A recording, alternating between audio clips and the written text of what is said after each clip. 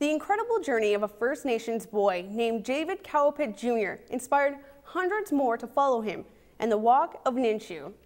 David's passion was for the Idle No More protest that had been going on across Canada since December.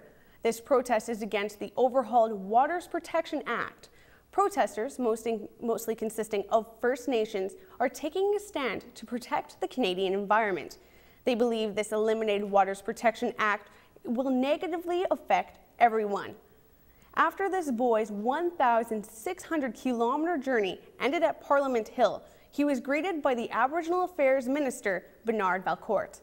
However, the absence of the Prime Minister, Stephen Harper, sparked some anger. Here's more on the story. This is an Idle No More protest that took place in Calgary of January 2013. These protests have been ongoing since December across Canada. Idle No More is against the eliminated Waters Protection Act that allowed land and water that are now unprotected for use of oil and gas extraction.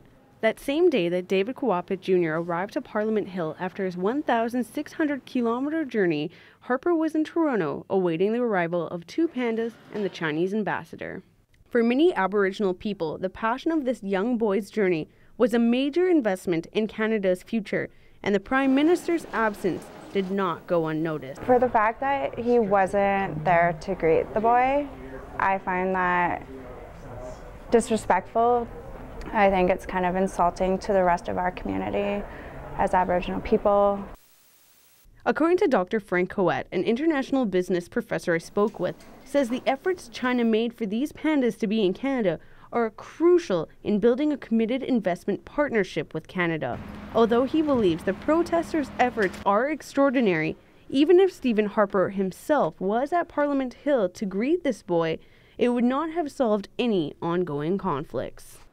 For the Premier not to have been there at the arrival of the pandas would have been a sign of maybe not complete respect for the effort from the Chinese counterpart, given the fact that there was also the ambassador of China there. These arrangements for bringing the panda have been there before the Premier knowing about the protests coming from the Cree Nation. The lines between the arrival of the panda as well as the Aboriginal affairs are still black and white. One thing is for sure, the environmental aspect and corporate aspects are butting heads. For MRU TV News, I'm Will Wilson.